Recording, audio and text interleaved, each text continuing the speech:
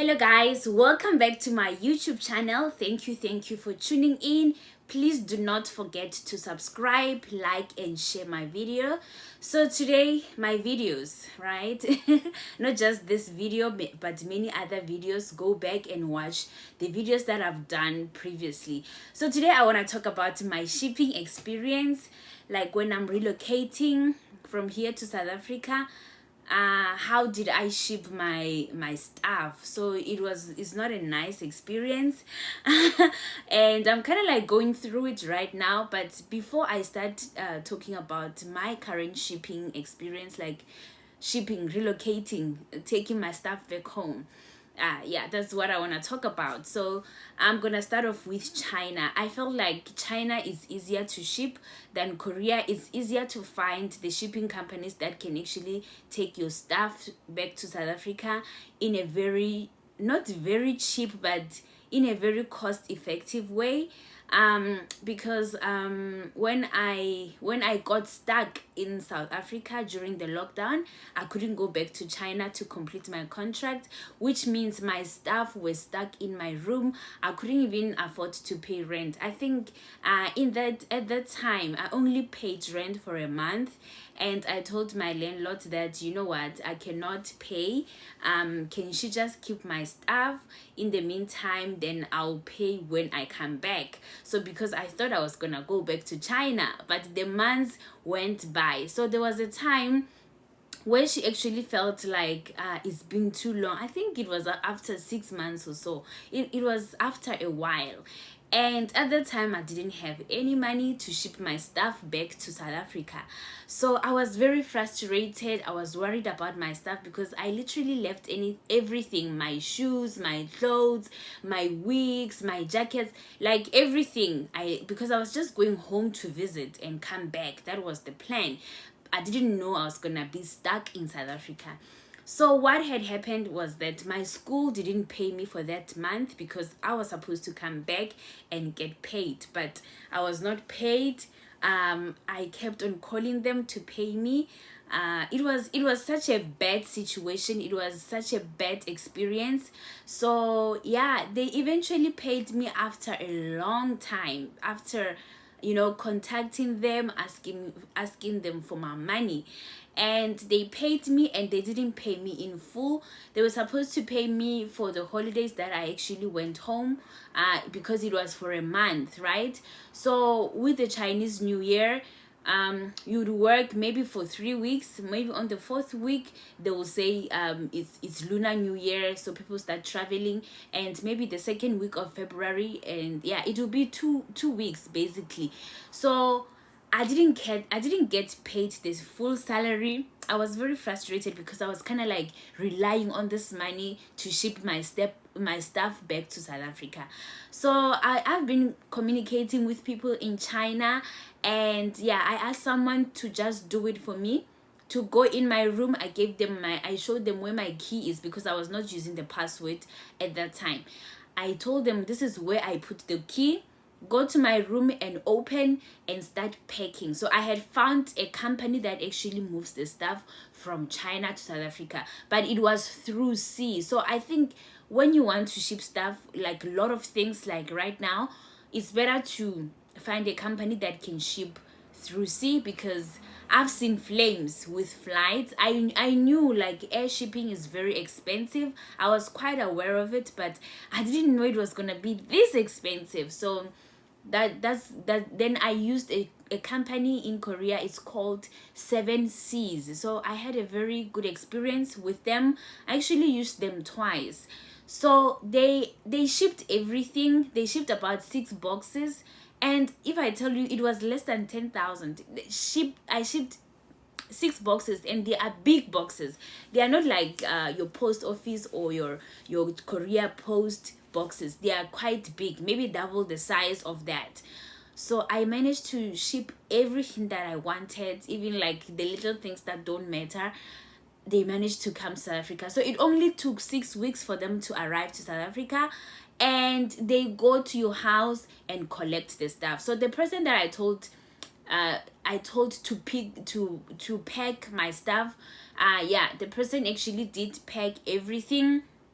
and I told them, okay, they are ready for collection. They even leave the boxes. They will leave the boxes. They'll be like, we'll come when you are ready for collection. So they left the boxes. They will ask, how many boxes do you want? Then they'll be like, I'll be like, I want 6 boxes. Then they'll just leave the 7th box just in case, right? Just in case there are more stuff, right? So yeah, there was an extra box there. And after you packed everything, you call them again and let them know that I'm done, you may come for collection. And they come and collect. And they, of course, there's a form that you need to fill up to write, what is it that you are shipping, and what is the material, where did you buy it, your address, your pickup address and your delivery address, your phone numbers. They will ask for your passport copy and stuff like that. So you just write them and scan them and send them to 7 Seas. So 7 Seas is quite good if you are in China and you like to relocate, or you like to ship so many things back to South Africa. I'll definitely recommend 7 Seas because you can ship a lot for a little money. The only thing that they don't ship is like food parcels and your electronics. They don't ship electronics at all. You can ship anything else. And also it also depends if they, when you fill in the form, you must write it's used items. If you don't say it's used items, you might get text for that. So just say they are used items, So I think that also helped me in shipping. It helped me not to pay a lot of money. So yeah, I got my stuff delivered at my house, right?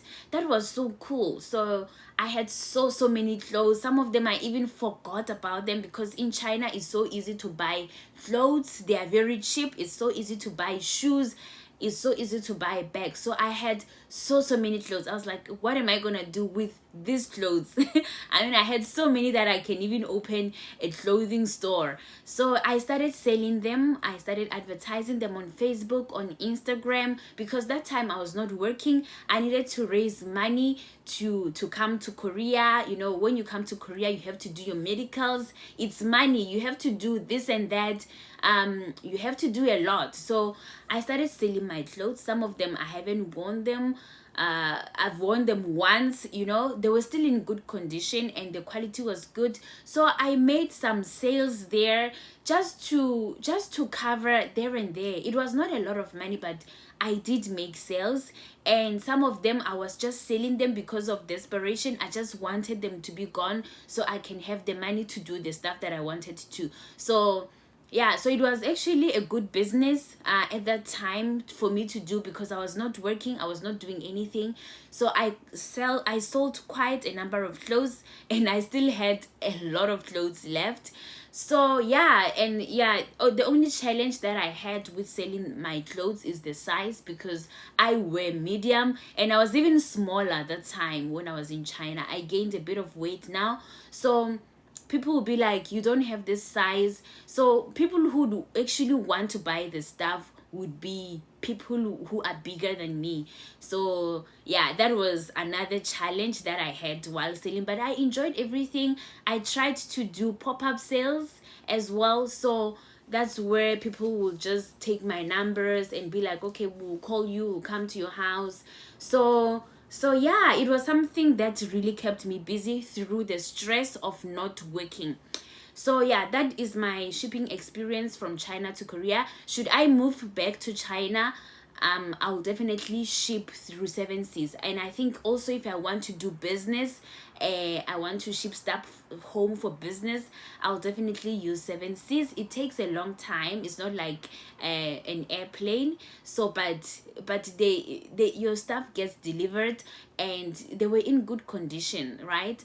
So I would really avoid post office, because most people are really complaining about it, like their stuff didn't arrive, or they were short, or they were dirty, or something like that. Like they were just not the same as they sent them. So I'll try my best to just run away from post office. It's very cheap, but you might get lucky, because there's a girl that I know who actually shipped from here in Korea, through Korea Post. Obviously it's gonna arrive in post office. So she got her stuff 2 weeks within arriving, right? And I've got another friend who complained that they stole her stuff.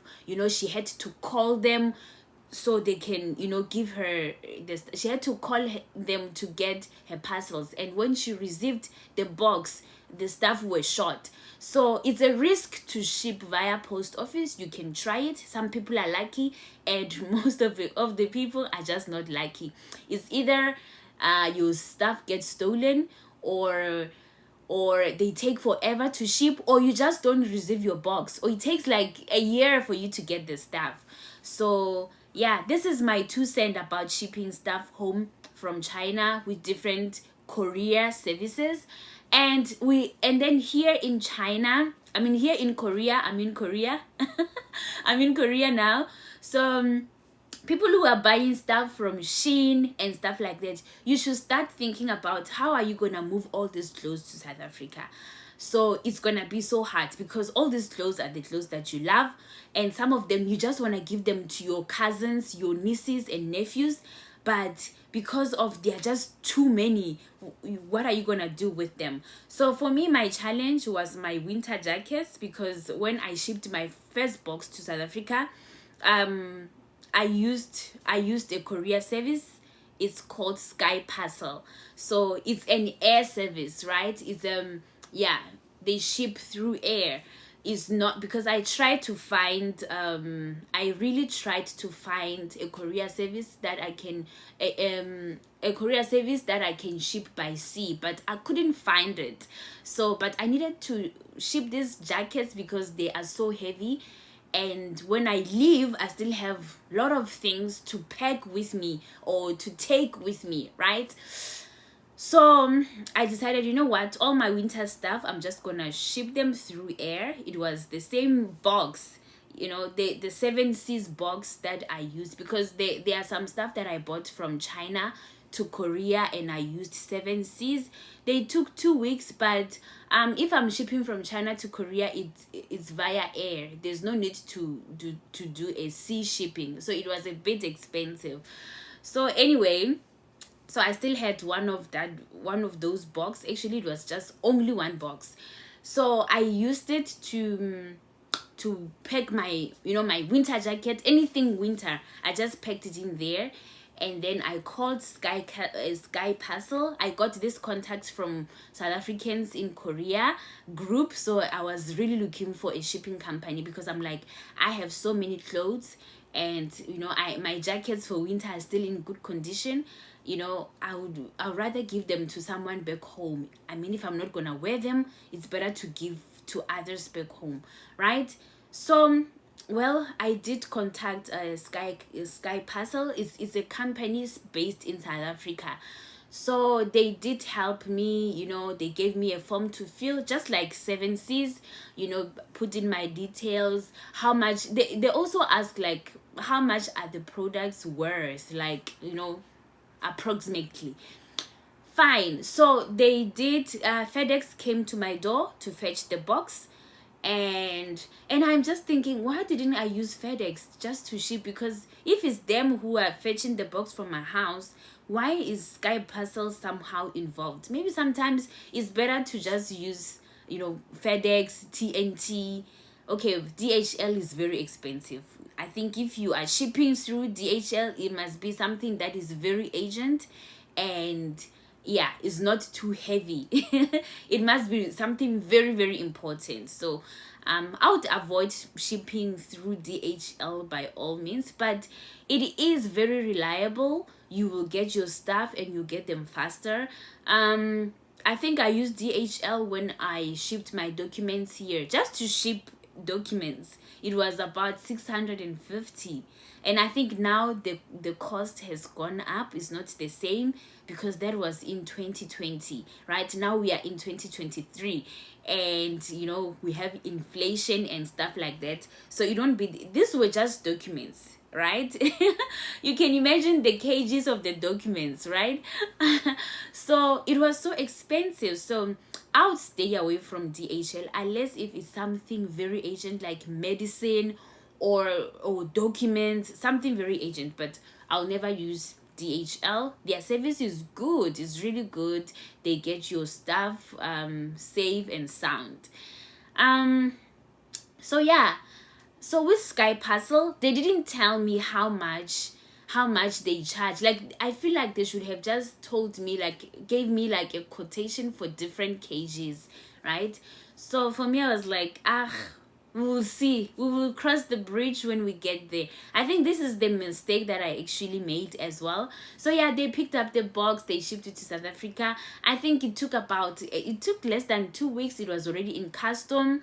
I think, yeah, the box got stuck a little bit in custom, and then yeah, they eventually got it out of custom, and yeah, they gave me an invoice, and I was like, wow. I was like, yo, ngifandautile. I'm like, this is the true meaning of ngifandautile, Shem. They said, oh, your invoice is 11,000 something rands. I mean, those jackets, they are not even more than 5,000 rands. I can tell that for free. Maybe not even more than 3,000 rands, because I already wore them, right? These are the winter clothes that I've already worn. Then I was like, yo, ngifandautile, and what am I gonna do? You know, the box is already there, and they even give me like a time frame to say I have to pay within 3 days, you know. Then I was like, no, actually I'm getting paid next Monday, so it means I'm gonna pay you around that time. But I was just shocked, like, I have to take out 11,000 rands out of nowhere and pay for that. So I did that. It was a lesson for me. That's why I'm sharing this video. I want it to be a lesson for you too. Do not ship via air unless if it's very, very urgent, you know. So I went to South Africa last year, obviously, to go and graduate for my PGCE, right? So I actually took so many clothes that I knew I'm gonna leave Korea. So I took so many clothes thinking like, okay, I am actually trying to have less luggage, right? But here I am, I'm stuck with lots of bags. I'm still stuck with a lot of bags. I actually took quite a lot of clothes back home. Last time when I went, I gave them to my nieces, my cousins, my sisters. So yeah, but now I'm packing, I'm busy packing. I have so many bags. I booked via Ethiopian airline, right? And I also paid for an extra bag, and I feel like even this extra bag is not gonna do me justice. And the extra bag is 400,000 won, 400 and almost 500,000. This extra bag actually weighs 32 kgs. So yeah, extra luggage bag, because with Ethiopian you have 23 kgs, and 23 kgs you have 2 luggages, right? And it's 46 in total, and you have about a hand luggage for 7 kgs. But the maximum luggage that you could carry for an airplane, like everywhere, it's a standard for everywhere, it's 32 kgs. For example, if I have 23 but I'm over, I cannot be over 32 kgs. So I paid for 32 kgs. You can actually pay for another 23 kgs. I think it was 300 and something thousand won. So I was like, I have so many things, because now I have to take souvenirs, I have to take this and that, you know, people from home, can you bring me sneakers and stuff like that. So I just felt like, and I'm not coming back to Korea, I have to take what I really need. I have to take a lot. So people who are planning to leave Korea, I would really suggest that you plan your stuff on time. You know, you plan your departure on time, unless if you are not like me, you are not a person of so many stuff to carry. And some of the clothes I tried to sell them, but I didn't make any sale from them, because people have different tastes, and in Korea it's easy to just buy clothes anywhere. And yeah, like even like those clothes are the clothes that I don't really like that much. The ones that I really like that much, I packed them. So I still have a lot of luggage. I packed, actually. um I really packed. I think I'm done. I just need to unzip and add and add a little bit of something somewhere and squeeze. So I'm really nervous about the weighing. I would normally, when I was in China, I used to go and weigh my luggage before leaving. But here, I don't even know where I can go and weigh. I don't have a weighing machine. So I'm gonna find out again. This will find out. What if it becomes bad? I guess I have to just, throw some of the stuff away. Yeah, I'm just hoping for the best, but I packed. It wasn't easy. I have so many clothes simply because I buy stuff from Shein is very cheap, and I just love clothes. People love different things. I love fashion, I love clothes. And yeah, this is my story about shipping. So guys, my other advice would be, before you use a courier, I think this is the mistake that I made, let them give you a quotation. I mean, I should have known better, but at that time I didn't even know how much my box weighs. So they just told me your box weigh about 30 kgs, so you have to pay 11,000 rands. I was expecting to pay a lot because it's an air freight, right? But I didn't think it would be 11,000. I was counting around 7,000, 6,000. But yeah, so I paid it. It was so painful to pay it. I couldn't even pronounce the amount. Someone was asking me, how much did you pay? Tell me. Like, I was so hurt that I didn't even want to say the amount. I just said, don't ship via air. It's not a good idea. Just don't do it. It's very expensive, because it was so painful. Today I'm talking about it because I'm over it. I have learned, and I just feel like I should share with someone. So yeah, that's all about this video, guys. Please do not forget to do the Lord's work. Do not forget to like, share, and subscribe. Yeah, what am I leaving out? Okay, yeah, in China you can use DHL to ship stuff to South Africa, but I think if you want to buy something from China, actually I do a business. This is the business that I do on the side. It's better to consolidate. To consolidate is to, like, you buy as a group. It's cheaper because you're gonna split the cost. But if you're just gonna buy stuff in China and ship them to South Africa, you'll find that the shipping cost is actually more than the cost of the stuff that you have bought, or is almost the same. So I'd advise people to consolidate when they buy stuff from China, especially if they're gonna be shipping via air. But if you are relocating, use the sea freight or the sea shipping. Do not use air shipping.